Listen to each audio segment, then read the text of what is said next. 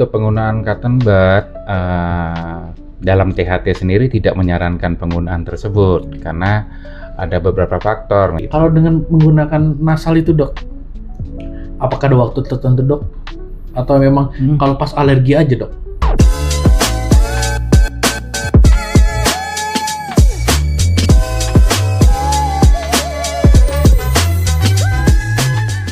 Halo sahabat Sacita, balik lagi kita di podcast Sacita, sahabat Citra Medica.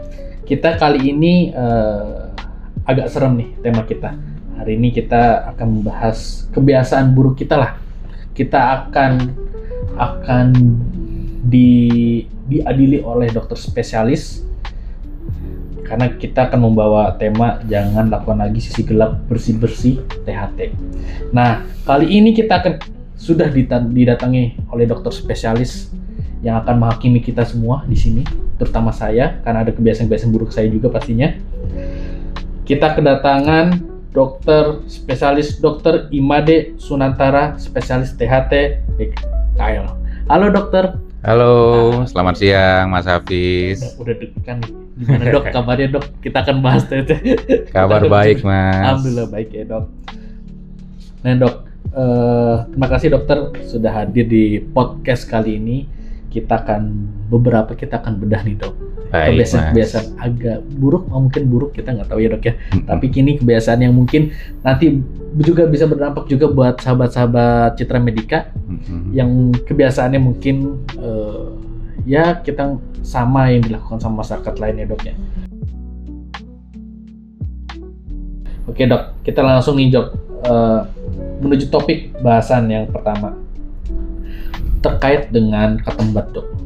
Kan ada yang pakai cotton bud, ada yang pakai yang sama yang apa yang besi-besi itu dok ya. Nah, penjepit rambut. Penjepit. Oh penjepit rambut. Oke, saya baru dengar tuh penjepit. Nah kan banyak ya dok ya masyarakat di Indonesia terutama ya dok ya yang cara membersihkannya menggunakan cotton bud, terutama setelah mandi dok. Secara subjektif nih aktivitas yang diberikan ketika menggunakan cotton bud nih dok, ketika ada kotoran apakah memang menggunakan itu sah-sah aja ataukah memang ada dilarangan dok? Gimana dok penjelasannya dok? Oke, terima kasih atas pertanyaannya dan kesempatannya. Sebenarnya untuk penggunaan cotton bud dalam THT sendiri tidak menyarankan penggunaan tersebut karena ada beberapa faktor. Misalkan untuk kotoran telinga, idealnya secara fisiologis sebenarnya telinga bagian luar kita atau liang telinga kita ada mekanisme untuk mengeluarkan sendiri secara perlahan-lahan untuk kotoran-kotoran tersebut. Terus faktor yang lain menyebabkan kenapa dilarang kita tidak perkenankan untuk menggunakan cotton bud adalah salah satu bisa mendorong kotoran itu yang harusnya dia keluar, jadi bisa kita dorong lebih ke dalam lagi sehingga lebih sulit dikeluarkan. Terus yang kedua, misalkan adanya gesekan-gesekan dari cotton bud terhadap liang telinga kita nanti akan menimbulkan suatu iritasi, perlukaan ataupun peradangan yang menyebabkan nantinya adalah infeksi di liang telinga kita. Terus yang ketiga nih, salah satunya cotton bud itu bisa misalkan merobek gendang telinga jika dipergunakan terlalu dalam sehingga bisa menyebabkan gangguan pendengaran atau robeknya gendang telinga kita. Berarti pada prinsipnya cotton bud ini dilarang ya dok? Karena kalau kita lihat tadi banyak ya dari beberapa faktor tiga ya, bisa rusak jadi peradangan segala macam. Nah, tapi saya mau highlight tentang kotoran ini bisa keluar sendiri dok. Iya. Nah, apakah emang ada treatment kita sendiri untuk menjaga telinga kita sendiri atau gimana dok? Karena memang sih saya pernah tuh dok kayak ada yang keluar yang geli-geli gimana gitu dok di telinga. Nah, tapi saya nggak tahu yang memang ya itu kan memang udah kering ya dok. Jadi memang saya lap aja dengan tisu gitu. Jadi makanya keluar. Nah, saya nggak tahu tuh itu apakah secara alami dok atau emang pada prinsipnya telinga memang akan mengeluarkan kotoran sendiri gitu. Gimana dok? Sebenarnya di liang telinga kita ada beberapa kelenjar yang ada di bawah kulit kita ya. Liang telinga itu ada kelenjar-kelenjar. Salah satunya adalah kelenjar serumen yang kadang-kadang kita lihat begini ada warnanya kecoklatan. Oh ya, Sebagai betul. ada kelenjar lemak dan lain sebagainya, ada kelenjar rambut. Nah, secara fisiologis sebenarnya dia ada migrasi untuk gerakan-gerakan itu untuk kearahkan keluar. Kecuali dalam halnya misalkan dia ada serumen disertai dengan adanya debu dan lain sebagainya. Jadi dia akan mengeras dan itu sulit untuk dikeluarkan. Oke. Tapi biasanya idealnya kita anjurkan kepada pasien biasanya untuk cek kebersihan telinga atau kotoran telinga per 6 bulan sekali. Per 6 bulan sekali Iya. Dok ya. Jadi supaya dia tidak korek-korek jadi infeksi, dia datang ke dokter spesialis. Mending per 6 bulan sekali secara berkala coba dicek kotoran telinga baik ke dokter umum ataupun ke dokter spesialis THT. Oke. Berarti pada prinsipnya nanti ketika 6 bulan itu ketika memang ada kotoran dan juga sekalian pembersihan ya Dok ya. Iya. Oke. Nanti kita lihat dengan endoskopi, kemudian baru kita lakukan pembersihan jika ada kotoran telinga. Sahabat Citra Medica, ini penting. Saya pun juga makasih Dok. Jadi Sama-sama. memang per 6 bulan ini teman-teman sahabat Citra ya memang harus kita rajin aware juga sama diri kita, mungkin juga bisa sharing juga ke keluarganya. Jadi untuk periksa telinga per 6 bulan sekali. Tapi lebih cepat lebih baik ya Dok. Mungkin bisa 3 bulan mungkin ya Dok. Daripada takutnya udah ada risi-risi kan gitu. Bisa. Jadi memang sahabat-sahabat Citra bisa disimpan nih waktu-waktunya untuk bisa datang ke dokter umum ataupun dokter spesialis, langsung ketemu dokter Imade nanti Iya. di Citra Medica Depok. Nah Dok, lanjut Dok, terkait juga penggunaan tren earphone. Nah kalau di earphone sendiri kan ada yang pakai wireless, ada yang pakai kabel ya Dok ya. Nah terus juga pasti kan ada penggunaan volume batasnya Dok. Nah dari segi dokter nih Dok, kira-kira ada tips atau nggak anjuran Dok dalam penggunaan earphone? Karena kan ini kebiasaan anak-anak Gen Z terutama ya, mungkin dia lagi nunggu apa, dia lagi dengerin apa gitu. Kan ini salah satu indikator juga Dok. Gimana Dok pandangannya Dok? Terima kasih pertanyaannya Mas. Ya. Untuk penggunaan earphone, kita anjurkan penggunaan dalam volume 60% dalam kurun waktu kurang lebih 60 menit dalam sehari. 60 menit. Beberapa jurnal menyebutkan seperti itu. Jadi kalau misalkan penggunaan yang terlalu berlebihan dengan volume yang terlalu tinggi ataupun penggunaan yang terlalu lama itu bisa menyebabkan salah satunya adalah gangguan pendengaran. Kedua bisa menyebabkan telinga berdenging atau berdengung atau tinnitus yang kita sebut tinnitus. Dan yang ketiga tidak kalah penting sebenarnya penggunaan earphone atau earplug, kadang-kadang kan yang di bagian ujungnya tidak selalu dibersihkan. Betul. Nah itu bisa menimbulkan peradangan ataupun infeksi pada liang telinga kita. Oke, berarti pada prinsipnya penggunaannya 60/60 ya Dok ya? Iya betul sekali. Jadi memang jadi catatan juga tadi juga bisa malah beralih ke organ hidung ya Dok. Jadi sinus ya Dok ya? Kalau dari sinus sendiri sebenarnya berbeda ya dari penggunaan earphone, karena di telinga sendiri kan berbeda jalurnya ke hidung. Sementara memang ada saluran yang menghubungkan dari telinga dan hidung. Kalau sinus itu sendiri sebenarnya penyebabnya adalah multifaktorial. Jadi penyebabnya bisa karena pilek alergi. Jadi faktor-faktor resiko yang menyebabkan sinusitis itu bisa dari salah satunya adalah alergi, pilek-pilek alergi, bisa karena struktur dari anatomi dari hidung kita, misalkan sekat hidung yang bengkok, pembesaran daging hidung, ataupun bisa misalkan karena infeksi nih. Kalau misalkan sinusitis kan kita bagi menjadi dua, ada yang akut, ada yang kronis. Kalau yang akut bisa karena infeksi, misalkan kita lagi influenza atau lagi sekitar kita lagi flu, kita tertular, bisa saja kita sebut dengan rhinosinusitis akut karena kurang berlangsung dan saya kira 1 minggu. Satu jalur Dok. Berbeda. Jadi pembatasan nanti Ada. dari telinga bagian luar itu ada gendang telinga, dari situ ada ruangan telinga bagian tengah yang berisi tulang-tulang pendengaran dan saluran yang menuju ke hidung. Oke. Nah terkait hidung juga Dok, tadi juga kalau saya secara pribadi, kalau saya kena AC, nah Nah itu kadang saya nggak kuat tuh hidung saya dok. Ini sekalian aja dok ya. Ya, boleh. Jadi memang saya cuma kayak AC, terus kalau misalnya lagi nongkrong teman-teman kan ada yang rokok juga tuh dok. Asapnya pun saya langsung, makanya saya selalu siap kayak fresh care gini dok, karena buat hilangin bau-bau itu dok. Nah tapi setelah memang kita ngumpul-ngumpul ataupun lagi berdiam diri di depan AC, ya udah kita selalu ngobat itu, minum obat lah, bukan ngobat ya, tapi obat. Obat ya sederhana kayak Alpara atau Paratusin dok. Nah kita sih pengennya udah nggak mau ketergantungan nih dok. Kira-kira ada nggak dok cara untuk treatment untuk hidung kita sendiri terkait alergi yang sensitif kayak gitu dok? Bedakan antara faktor alergi sama iritasi kalau menurut saya. Jadi kalau misalkan pilek, misalkan peradangan pada hidung atau kita sebut dengan rinitis itu banyak. Misalkan salah satunya penyebabnya karena alergi. Alergi berarti dia di peradangan yang terjadi pada hidung ini karena faktor-faktor alergen. Salah satunya alergen yang biasa terjadi adalah misalkan alergen dari debu-debu rumah yang tersering. Terus yang kedua dari bulu-bulu hewan. Yang ketiga bisa juga dari makanan-makanan yang dikonsumsi sehingga dia bisa menimbulkan reaksi pada hidung.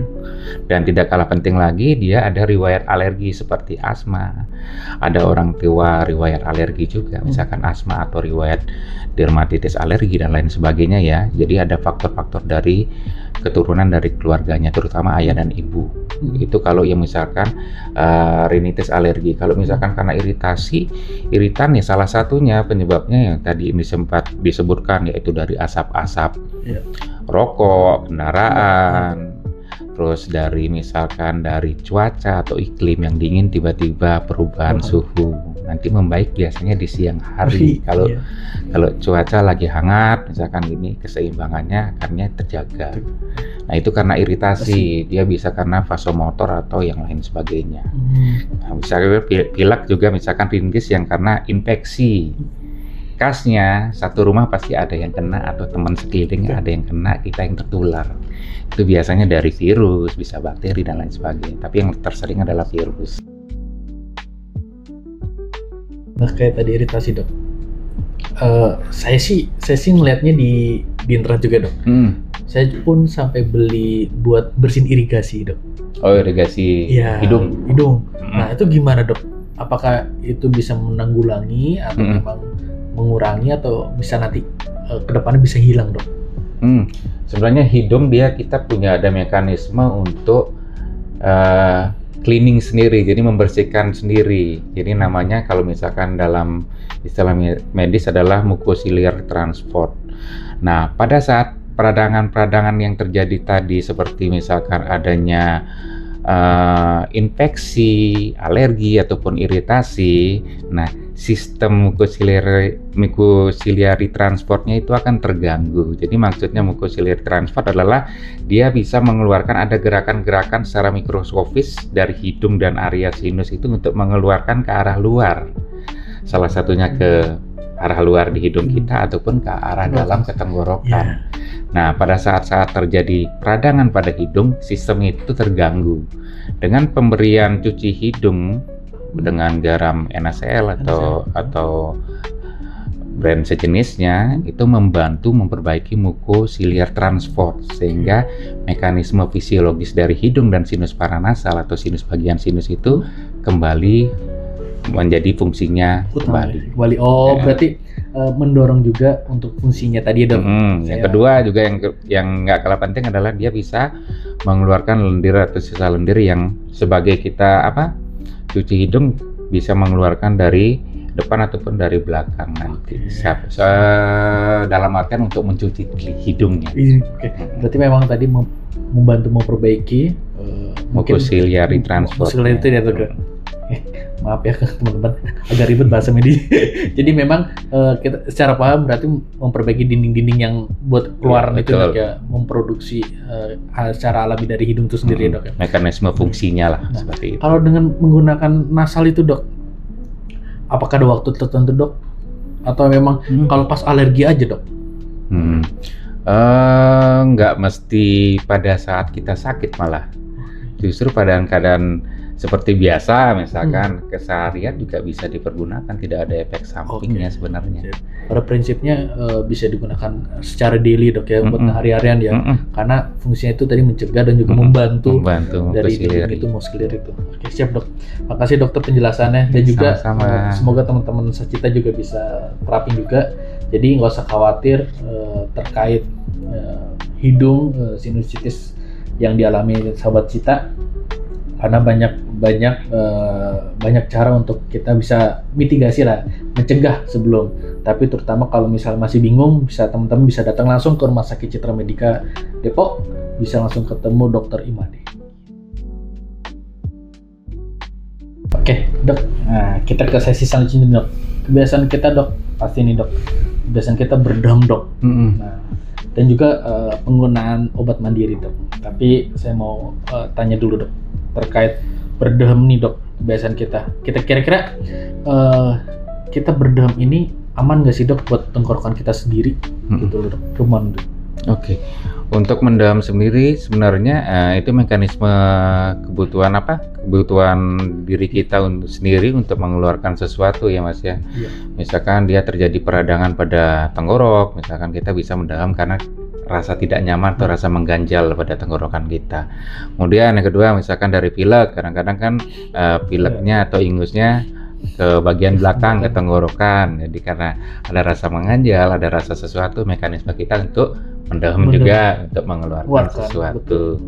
Yang ketiga, misalkan karena peradangan-peradangan yang disebabkan oleh iritasi yang disebabkan oleh asam lambung juga bisa juga menimbulkan rasa mendem seperti itu, karena dia akibat radang dia akan ngerasa seperti terasa ada mengganjal atau ada sesuatu di situ. Oke. Jadi pada prinsipnya memang berdem ini secara kebutuhan pribadi ya dok ya, kebutuhan tubuh kita untuk ada risih, jadi kita mau ngeluarin ya, makanya kita ada berdem ini ya dok ya. Nah kalau misalnya berdem dok, kan mungkin nggak hanya kotoran aja dok ya yang kita mau keluarin, tapi kadang berdem ini kayak ada yang rasa sakit di tenggorokan. Nah kita makanya suka nih dok, saya secara pribadi aja kayak suka minum air panas gitu dok, ataupun campur garam biar menetralisir, biar sakit tenggorokannya udah reda gitu. Nah dok, gimana pandangan dokter terkait mengonsumsi air putih hangat, apakah akan mengobati atau memang jadi apa dok? Baiknya misalkan yang tadi faktor-faktor yang saya sebutkan tadi, misalkan dia sering mengganggu sekali, dan sebaiknya dilakukan pemeriksaan oleh dokter ataupun dokter THT sendiri. Kemudian jika misalkan yang bisa dilakukan di rumah sebelum pemeriksaan dilakukan, yaitu kita bisa minum air putih dengan suhu ruangan, tidak terlalu panas ataupun tidak dingin, jadi yang netral aja supaya keluhan rasa mengganjal itu membaik. Kemudian ada juga hindari faktor-faktor makanan yang terlalu enak ya, versi dalam artian ada yang pedas, ada yang berminyak, kurangin dulu selama misalkan masih ada keluhan tersebut. Itu kalau dari saya. Yang minyak-minyak ini dok, mungkin sahabat Sacita juga pagi, kayaknya gorengan kurang nih. Enak, tapi memang jadi masalah ya dok ya. Tapi enak dok gitu loh. Ya mungkin ya itulah jadi sahabat kita, pola hidup yang kita harus perbaiki. Pola hidup kita dari pagi hari, kita jangan konsumsi minyak langsung ya dok ya. Kayaknya lebih bagus rebus-rebusan kan, sama mengurangi diet nih dok. Dan olahraga tentunya. Iya, dok. Betul. Nah terkait mengkonsumsi obat mandiri dok, kadang banyak masyarakat juga udah tahu nih perlu minum antibiotik secara mandiri, beli ke apotek segala macam, tapi tanpa ada resep dari obat atau penjelasan dari obat. Nah kadang itu bagaimana dok fenomena yang masyarakat membeli antibiotik sendiri? Penggunaan antibiotik sendiri sebenarnya diperuntukkan untuk suatu peradang atau infeksi yang disebabkan oleh bakteri sendiri. Ya. Misalkan contoh kasus kita lihat, misalkan orang influenza baru pilek 1-2 hari, gejalanya pilek encer nih, terus kita beli antibiotik, sementara penyebab tersering influenza adalah virus. Jadi kan nggak masuk obatnya untuk infeksi bakteri, sementara penyakitnya adalah infeksi virus. Nah, di situ diperlukan pengetahuan yang lebih. Jadi nggak boleh asal membeli obat sembarangan. Misalkan kalau pilek atau ini paling aman ya paracetamol dong, misalkan Panadol. bukan ini untuk merek ya, tapi yang paling aman yang untuk dikonsumsi yang bisa kita beli di toko-toko terdekat ya, misalkan Indomaret dan lain sebagainya. Cuman untuk penggunaan antibiotik nggak kita sarankan, karena yang sering terjadi adalah penyebab resistensi atau kekebalan terhadap antibiotik jika digunakan secara tidak peruntukannya. Jadi nanti ada infeksi apa dikasih antibiotik apa, jadi nggak mempan lagi karena kuman sudah mempelajari atau resisten terhadap antibiotik tersebut. Iya, ya, mantap, luar biasa. Nah, di edukasi gini, makasih dokter sudah membuka pola pikir kita untuk lebih menjaga lagi, dok ya. Nah, di edukasi yang sangat padat ini, sebagai penutup dok, mungkin dokter bisa menyampaikan pesannya dok, terutama untuk para sahabat Citra Medica pada kali ini untuk bagaimana bisa merawat organ THT ini, dok. Silakan dok. Untuk sahabat Citra Medica, periksalah kesehatan telinga Anda, misalkan untuk kotoran telinga per 6 bulan sekali. Kemudian jagalah kesehatan telinga, hidung, dan tenggorokan. Terima kasih. Oke, baik. Terima kasih banyak Dr. Imade Sunantara, spesialis THT, atas pemaparan edukasi kali ini. Sama-sama Mas Hafiz. Dan juga sahabat Citra. Jadi demikianlah pembahasan kita mengenai sisi gelap dan fakta medis seputar perawatan dari THT itu sendiri.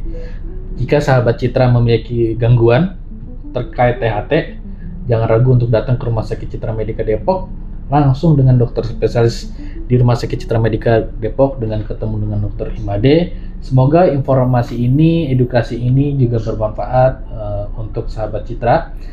Saya Hafiz sebagai host pamit undur diri. Terima kasih atas perhatiannya, dan jangan lupa stay tune di Instagram kita, di media sosial RS Citra Medica Depok, dan juga YouTube RS Citra Medica Depok, dan websitenya RS Citra Medica Depok. Jadi sampai jumpa, salam next podcast. Dadah. Okay.